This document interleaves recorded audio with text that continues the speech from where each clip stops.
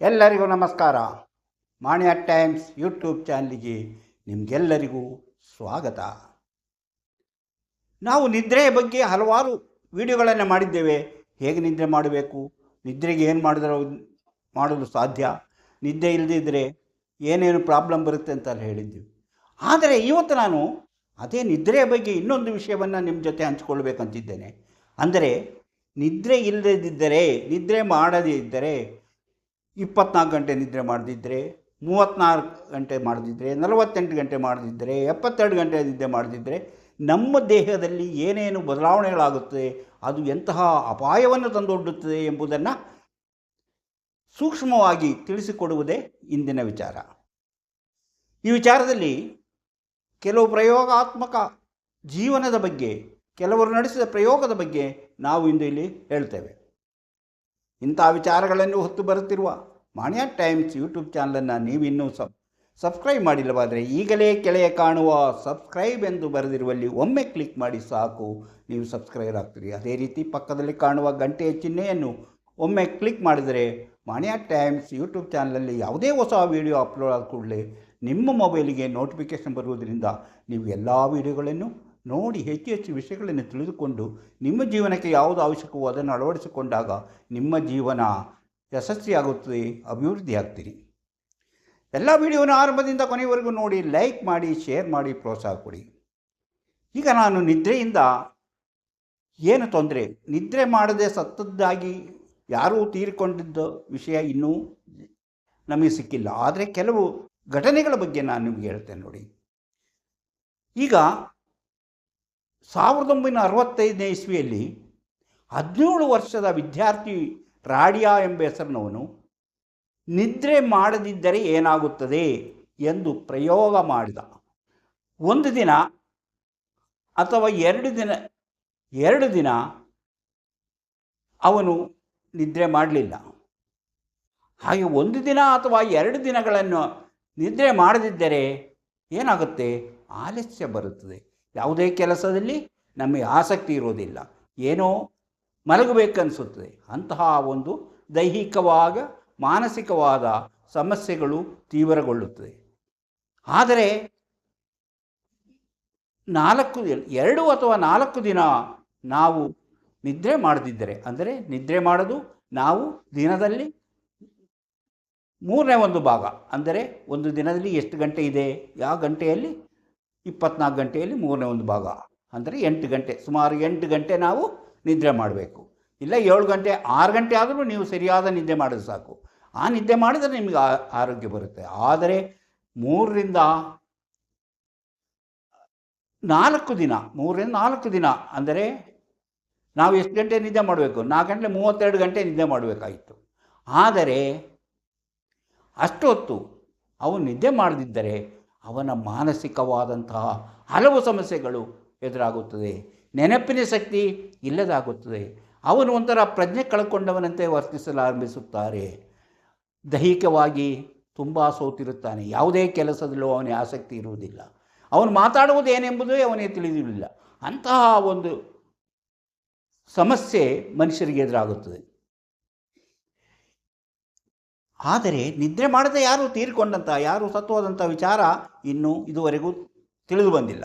ಆದರೆ 2014ರಲ್ಲಿ ಒಬ್ಬ ಫುಟ್ಬಾಲ್ ಪ್ರೇಮಿ, ಅವನು 4 ದಿನಗಳ ಕಾಲ, ಅಂದರೆ ಅಲ್ಲಿ 2 ದಿನಗಳ ಕಾಲ ಏನೂ ನೋಡದೆ 48 ಗಂಟೆಗಳ ಕಾಲ ಯಾವುದೂ ನಿದ್ರೆ ಬಿಟ್ಟು ಫುಟ್ಬಾಲ್ ಮ್ಯಾಚ್ಗಳನ್ನು ನೋಡ್ತಾ ಕುಳಿತುಕೊಂಡ.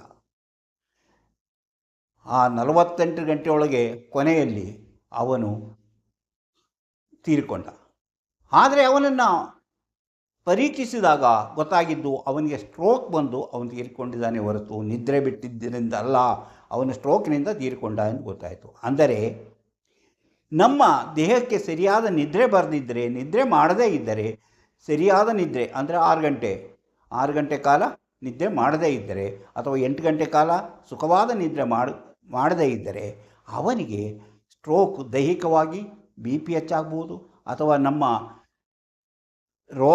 ನಮ್ಮ ರಕ್ತದ ಸಕ್ಕರೆಯ ಅಂಶ ಅಥವಾ ಡಯಾಬಿಟಿಸ್ ಜಾಸ್ತಿ ಆಗ್ಬೋದು, ಹಾರ್ಟ್ ಅಟ್ಯಾಕ್ ಹೋಗ್ಬೋದು, ಅಂತಹ ದೈಹಿಕ ಸಮಸ್ಯೆಗಳು ಕಾಣಿಸಿಕೊಳ್ಳಬಹುದು. ಕೆಲವರಿಗೆ ನಿದ್ರೆ ಬಿಡುವುದರಿಂದ ಅವರಿಗೆ ಕ್ಯಾನ್ಸರ್ನಂತಹ ರೋಗ ಸಹ ಬರುವಂತಹ ಸಾಧ್ಯತೆ ಇದೆ.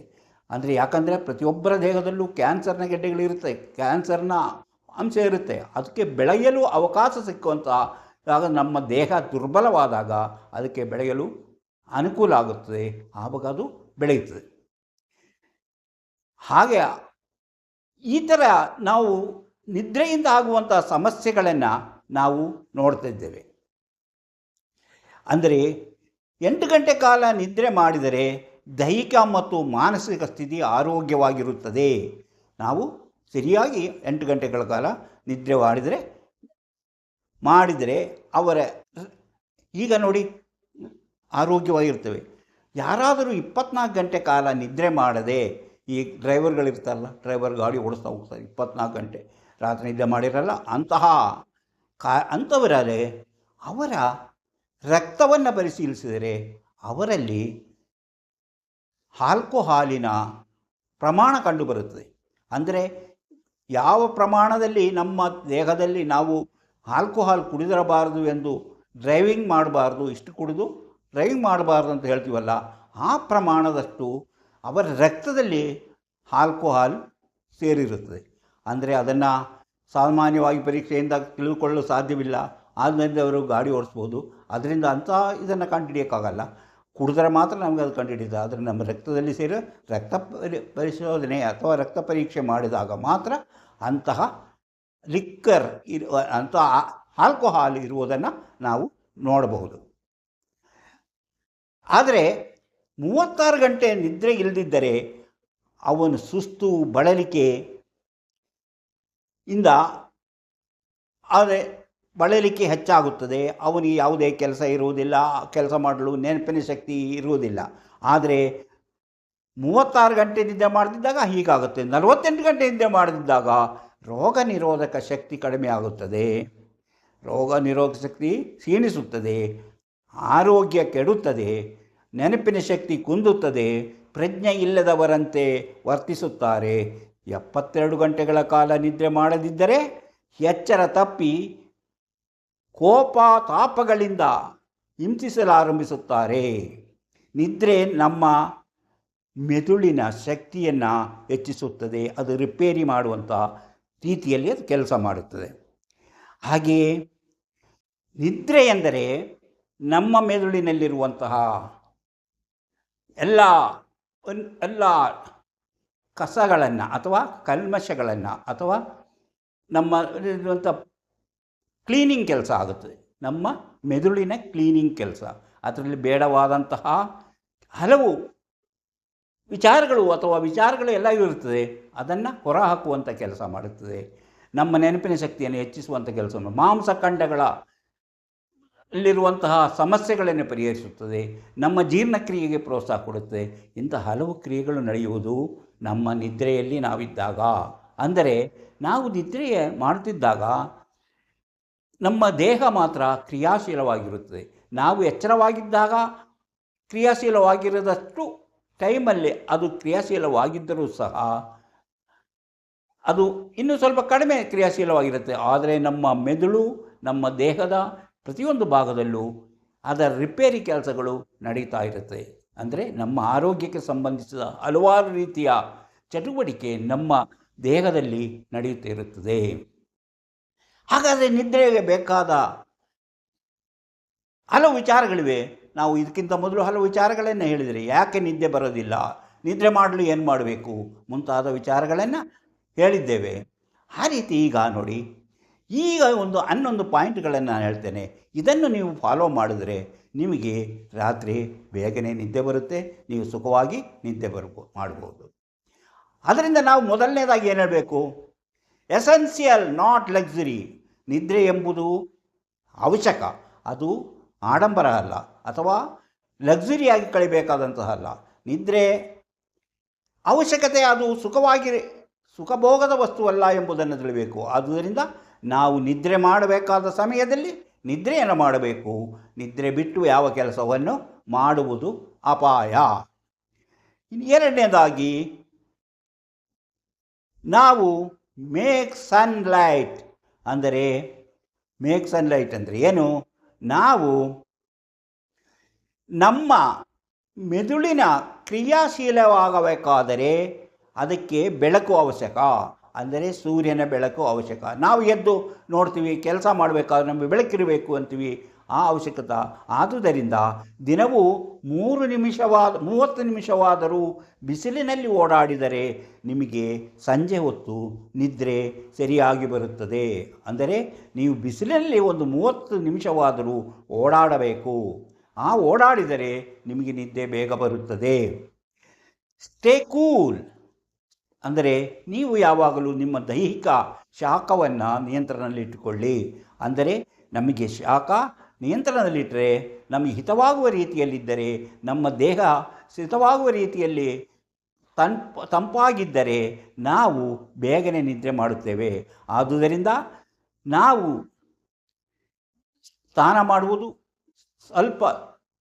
ಸ್ವಲ್ಪ ಬೆಚ್ಚನೆ ನೀರಿನಲ್ಲಿ ಸ್ನಾನ ಮಾಡಿದರೆ ನಮ್ಮ ದೇಹ ಕೂಲಾಗುತ್ತದೆ. ಆದುದರಿಂದ ಹಿತವಾದ ರೀತಿಯಲ್ಲಿ ತಣ್ಣಗಿರುವ ರೂಮಿನಲ್ಲಿ ಮಲಗುವುದನ್ನು ನೀವು ಅಭ್ಯಾಸ ಮಾಡಿಕೊಂಡರೆ ನಿಮಗೆ ತಂಪನೆಯ ವಾತಾವರಣದಲ್ಲಿ ಬೇಗನೆ ನಿದ್ದೆ ಬರುತ್ತದೆ. ಎಕ್ಸಸೈಸ್, ದಿನವೂ ನೀವು ವ್ಯಾಯಾಮ ಮಾಡಬೇಕು. ವ್ಯಾಯಾಮದಿಂದ ನಿಮಗೆ ದಣಿವಾಗುತ್ತದೆ. ದಣಿವಾಗುವುದರಿಂದ ನಿಮಗೆ ರಾತ್ರಿ ಚೆನ್ನಾಗಿ ನಿದ್ದೆ ಬರುತ್ತದೆ. ಆಮೇಲೆ ನೋಡಿ, ಬೆಡ್ ಎಟ್ ರೈಟ್ ಟೈಮ್. ದಿನವೂ ಸರಿಯಾದ ಸಮಯದಲ್ಲಿ, ನೀವು ದಿನವೂ ಒಂದೇ ರೀತಿಯ ಸಮಯದಲ್ಲಿ ಮಲಗುವುದನ್ನು ಅಭ್ಯಾಸ ಮಾಡಿಕೊಂಡರೆ ನಿಮಗೆ ಹಿತವಾಗಿರುವಂತಹ ಒಂದು ನಿದ್ದೆ ಸಹಾಯವಾಗುತ್ತೆ. ಯಾಕಂದರೆ ನೀವು ನಿದ್ದೆ ಆ ಟೈಮ್ ಆದ ಕೂಡಲೇ ನಿಮಗೆ ನಿಮ್ಮ ದೈಹಿಕವಾದಂತಹ ಬಯಾಲಜಿಕಲ್ ಕ್ಲಾಕ್ ಕೆಲಸ ಮಾಡುತ್ತೆ. ಈಗ ಮಲಗಿ ನಿದ್ರೆ ಮಾಡುವ ಸಮಯ ಅಂತ ನಿಮ್ಮ ಮನಸ್ಸಿಗೆ ಬರುತ್ತೆ. ಮನಸ್ಸು ಅದನ್ನು ನೀವು ಬೆಡ್ ನೋಡಿದ ಕೂಡಲೇ ಬೆಡ್ಡಿಗೆ ಹೋಗಿ ಮಲಗ್ಬೋದು, ಹಾಸಿಗೆಯಲ್ಲಿ ಮಲಗ್ಬೋದು, ನಿದ್ದೆ ಬಂದುಬಿಡುತ್ತೆ. ಹಾಗೆ ಮೇಕ್ ಎ ಸ್ಲೀಪ್ ಸೆಂಚುರಿ ಅಂತ. ಏನು ಮೇಕ್ ಸೆಲ್ಫ್ ಸೆಂಚುರಿ ಅಂದರೆ ಏನು? ಹಾಸಿಗೆಯಲ್ಲಿ ಕುಳಿತು ಯಾವುದೇ ಕೆಲಸವನ್ನು ಮಾಡಬಾರದು. ನೀವು ಪುಸ್ತಕ ಓದುವುದಾಗಲಿ, ಮೊಬೈಲ್ ನೋಡುವುದಾಗಲಿ ಅಥವಾ ಟಿ ವಿ ನೋಡುವುದಾಗಲಿ ಮಾಡಬಾರದು. ಅದನ್ನು ನೀವು ಮಲಗಲು ಮಾತ್ರ ಉಪಯೋಗಿಸಬೇಕು. ಬೆಡ್ಡನ್ನು ಯಾವಾಗಲೂ ಮಲಗಲು ಮಾತ್ರ ಬಳಸಬೇಕು. ಅದರಲ್ಲಿ ಕುಳಿತು ಬೇರೆ ಕೆಲಸಗಳನ್ನು ಮಾಡಬಾರ್ದು. ಯಾಕಂದರೆ ನೀವು ಬೆಡ್ರೂಮಿಗೆ ಹೋದ ಕೂಡಲೇ ಬೆಡ್ ನೋಡಿದ ಕೂಡಲೇ ನೀವು ಅದನ್ನು ನೋಡಿದಾಗ ನನಗೆ ನಿದ್ದೆ ಬರುತ್ತದೆ, ನಿದ್ದೆ ಮಾಡಲು ಬರುತ್ತದೆ, ಇದು ನಿದ್ದೆ ಮಾಡುವ ಸ್ಥಳ ಎಂಬ ಅಭಿಪ್ರಾಯ ನಿಮಗೆ ಮೂಡುತ್ತದೆ. ಆದ್ದರಿಂದ ಶುಚಿಯಾಗಿ ಸ್ವಚ್ಛವಾಗಿ ಇಟ್ಟುಕೊಂಡಿರುವ ನಿಮ್ಮ ಬೆಡ್ರೂಮಿನಲ್ಲಿ ಹೋಗಿ ಮಲಗಿದ ಕೂಡಲೇ ನಿಮಗೆ ನಿದ್ದೆ ಬರುತ್ತದೆ. ಹಾಗೆ ನೋಡಿ, ಬ್ಲಾಕ್ಔಟ್ ಅಂದರೆ ನಿಮ್ಮ ರೂಮನ್ನು ಕತ್ತಲೆಯಾಗಿರುವಂತೆ, ನೀವು ಮಲಗಿರುವಾಗ ನಿದ್ದೆ ಮಾಡಬೇಕಾದಾಗ ಬೆಳಕು ಬರದಂತೆ ನೋಡಿಕೊಳ್ಳಿ. ಬೆಳಕು ಬಂದರೆ ನಿಮಗೆ ನಿದ್ದೆ ಬರುವುದಿಲ್ಲ, ಎಚ್ಚರವಾಗುತ್ತಿರುತ್ತೆ, ಆಗಾಗ್ಗೆ ಎಚ್ಚರವಾಗುತ್ತಿರುತ್ತದೆ. ಆದುದರಿಂದ ನಿಮ್ಮ ರೂಮನ್ನು ಬಂದೋಬಸ್ತು ಮಾಡಿಕೊಳ್ಳಿ. ಬಾಗಿಲುಗಳನ್ನು ಹಾಕಿ ನೀವು ಬಂದೋಬಸ್ತು ಮಾಡಿಕೊಂಡು, ಅಥವಾ ನಿಮ್ಮ ಕಿಟಕಿಗಳಿಗೆ ಕರ್ಟನ್ ಹಾಕಿ ನೀವು ಸರಿಯಾಗಿ ನಿದ್ದೆ ಮಾಡಲು ಅನುಕೂಲವಿರುವಂತೆ ಮಾಡಿಕೊಂಡರೆ ನಿಮಗೆ ಮಲಗಿದ ಕೂಡಲೇ ನಿದ್ದೆ ಬರುತ್ತದೆ.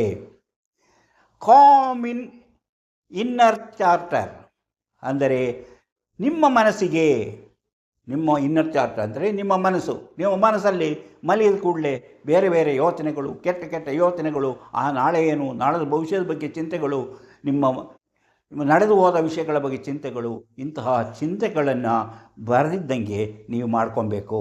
ಅದಕ್ಕೇನು ಮಾಡಬೇಕು? ನೀವು ನಿಮ್ಮ ಚಿಂತೆಗಳನ್ನೆಲ್ಲ ಬ್ಲಾಕ್ ಮಾಡ್ಕೊಬೇಕು. ಅದಕ್ಕೇನು ಮಾಡಬೇಕು? ಅದಕ್ಕೆ ದಿನವೂ ನೀವು ಮೆಡಿಟೇಷನ್ ಮಾಡಿ. ಮೆಡಿಟೇಷನ್ ಮಾಡುವುದರಿಂದ, ಮೆಡಿಟೇಷನಿಂದ ನಿಮಗೆ ಇಂತಹ ಚಿಂತೆಗಳನ್ನು ದೂರ ಮಾಡಿ ಮನಸ್ಸನ್ನು ಗಟ್ಟಿಗೊಳಿಸುವಂತಹ, ಮನಸ್ಸನ್ನು ಏಕಾಗ್ರತೆಯಲ್ಲಿಟ್ಟುಕೊಳ್ಳುವಂತಹ ಶಕ್ತಿ ಬರುತ್ತದೆ. ಅದಕ್ಕೆ ದಿನವೂ ನೀವು ಮೆಡಿಟೇಷನ್ ಮಾಡಿ. ನಮಗೆ ನಿದ್ದೆ ಹೆಂಗೆ ಬರುತ್ತಂದರೆ, ನಮ್ಮ ನಿದ್ದೆ ಬರೋದು ನಮ್ಮ ಮೆದುಳಿಗೆ ಸಿಗ್ನಲ್ ಬರುತ್ತದೆ, ಪರಿಸರವನ್ನು ನೋಡುತ್ತೆ. ಪರಿಸರವನ್ನು ತಿಳಿದುಕೊಂಡಾಗ ಈಗ ನಿದ್ದೆ ಮಾಡಬೇಕು, ಕತ್ತಲೆ ಆಗಿದೆ, ಅದರಿಂದ ನಾವು ನಿದ್ದೆ ಮಾಡಬೇಕು, ಅದಕ್ಕೆ ನಮಗೆ ನಿಶಬ್ದವಾಗಿರಬೇಕು, ಕತ್ತಲೆಯಾಗಿರಬೇಕು ಮುಂತಾದ ವಿಚಾರಗಳು ನಮ್ಮ ಮನಸ್ಸಿಗೆ ಬಂದಾಗ, ನಾವು ಮಲಗಿದಾಗ ಇಂಥ ಕೆಟ್ಟ ಯೋಚನೆಗಳು ಬಂದಾಗ ನಿದ್ದೆ ಕೆಡುತ್ತವೆ.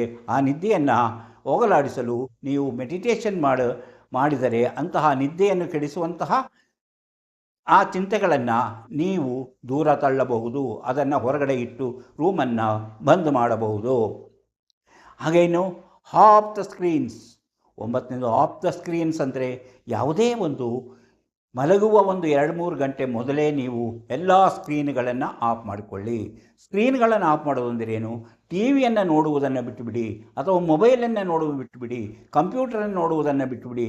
ಅದೆಲ್ಲವೂ 2 ಗಂಟೆ ಮೊದಲೇ ಆದರೂ ನಿಲ್ಲಿಸಿ ನೀವು ನಿದ್ದೆ ಮಾಡಬೇಕು ಅನ್ನೋ ಒಂದೇ ಚಿಂತೆಯಿಂದ ನೀವು ಹೋಗಿ ಮಲಗಬೇಕು. ಇನ್ನು ನೀವು ಆಗ ನಿದ್ದೆ ಅದರಲ್ಲೂ ನೋಡಬೇಕಂದ್ರೆ ನೀವು ಅದಕ್ಕೆ ಬೇಕಾದ ಗ್ಲಾಸ್ ಇರುವಂತಹ ಕನ್ನಡಕ ಬಳಸಿ. ಆ ಕನ್ನಡಕ ಬಳಸಿ ನೋಡುವುದರಿಂದ ಆ ಬೆಳಕು, ಅದರ ಬೆಳಕುಗಳು ನಮ್ಮ ಕಣ್ಣಿಗೆ ತಗಲಿ ನಿದ್ದೆಯನ್ನು ಕೆಡಿಸುವಂಥ ಶಕ್ತಿ ಕಡಿಮೆ ಆಗಿ ನಿಮಗೆ ನಿದ್ರಾಭಂಗದಿಂದ ನಿಮಗೆ ವಿಮೋಚನೆ ಸಿಗುತ್ತದೆ ಎಂಬುದು ಅದರಿಂದ ಆಗುವಂಥದ್ದು. ಅಂದರೆ ಆದಷ್ಟು ನೀವು ಆಫ್ ದ ಸ್ಕ್ರೀನ್ಗಳು ಮಾಡಿಕೊಳ್ಳೋದೇ ಒಳ್ಳೆಯದು ಮಲಗೋಕ್ಕಿಂತ ಮೊದಲೇ. ಇನ್ನು 3ನೇದು ಕೆಫಿನ್.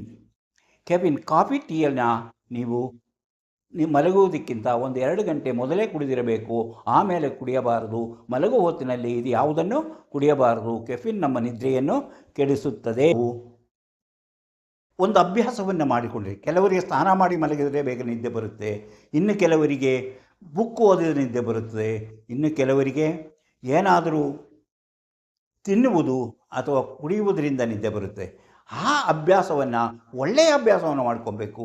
ಕೆಟ್ಟ ಅಭ್ಯಾಸವನ್ನು, ಕೆಲವರು ಮದ್ಯಪಾನ ಮಾಡಿದರೆ ನಿದ್ದೆ ಬರುತ್ತದೆ ಅಂತಾರೆ, ಅದು ಸರಿಯಾದ ನಿದ್ದೆ ಅಲ್ಲ. ಆದರೆ ನೀವು ಯಾವುದಾದ್ರೂ ಒಂದು ಜ್ಯೂಸನ್ನು ಕುಡಿದರೆ, ಅದು ನಿದ್ದೆಗೆ ಅನುಕೂಲವಾಗುವಂಥ ಜ್ಯೂಸನ್ನು ಕುಡಿದು ಅಭ್ಯಾಸ ಮಾಡಿಕೊಳ್ಳಿ. ಮಲಗುವುದು ಮೊದಲು ಸ್ನಾನ ಮಾಡಿ ಬೆಚ್ಚಗೆ ಇರುವಂತೆ ಮಾಡಿಕೊಳ್ಳಿ. ಈಗ ನೀವು ಅಥವಾ ನೀವು ಯಾವುದಾದರೂ ಹಾಡು ಕೇಳಿದರೆ ನಿಮಗೆ ಬರುವುದು. ಇಂಥ ಅಭ್ಯಾಸಗಳನ್ನು ಮಾಡಿಕೊಳ್ಳಿ. ಅದಕ್ಕೆ ಮೇಕ್ ಎ ರಿಚುವಲ್ ಅಂದರೆ ಆ ರೀತಿಯ ಅಭ್ಯಾಸವನ್ನು ನೀವು ಮುಂದುವರಿಸಿದರೆ ನಿಮಗೆ ಸರಿಯಾಗಿ ನಿದ್ರೆ ಮಾಡಲು ಸಾಧ್ಯವಾಗುತ್ತದೆ. ಈಗ ಈ 11 ಪಾಯಿಂಟ್ಗಳನ್ನು ನೀವು ಸರಿಯಾದ ರೀತಿಯಲ್ಲಿ ಮಾಡುತ್ತಾ ಬಂದರೆ ನಿಮಗೆ ನಿದ್ರೆ ಇಲ್ಲ ಎಂಬ ಸಮಸ್ಯೆಯಿಂದ ಸುಖವಾಗಿ ನೀವು ಮುಕ್ತಿ ಪಡೆದು ಸುಖವಾಗಿ ನಿದ್ರೆ ಮಾಡಲು ಸಾಧ್ಯವಾಗುತ್ತದೆ. ಇಂತಹ ಹಲವಾರು ವಿಚಾರಗಳಿವೆ. ಅಂಥ ವಿಚಾರಗಳನ್ನು ಮುಂದಿನ ವಿಡಿಯೋಗಳಲ್ಲಿ ಹೇಳ್ತಾ ಹೋಗುತ್ತೇವೆ. ಈ ವಿಡಿಯೋ ನಿಮಗೆ ಇಷ್ಟವಾದರೆ ಲೈಕ್ ಮಾಡಿ, ಶೇರ್ ಮಾಡಿ, ಪ್ರೋತ್ಸಾಹ ಕೊಡಿ. ಇಂತಹ ಮತ್ತೊಂದು ವಿಡಿಯೋದೊಂದಿಗೆ ಮತ್ತೆ ಬರುತ್ತೇನೆ. ಇಷ್ಟು ಹೊತ್ತು ಈ ವಿಡಿಯೋ ನೋಡಿದ ನಿಮಗೆಲ್ಲರಿಗೂ ಧನ್ಯವಾದ.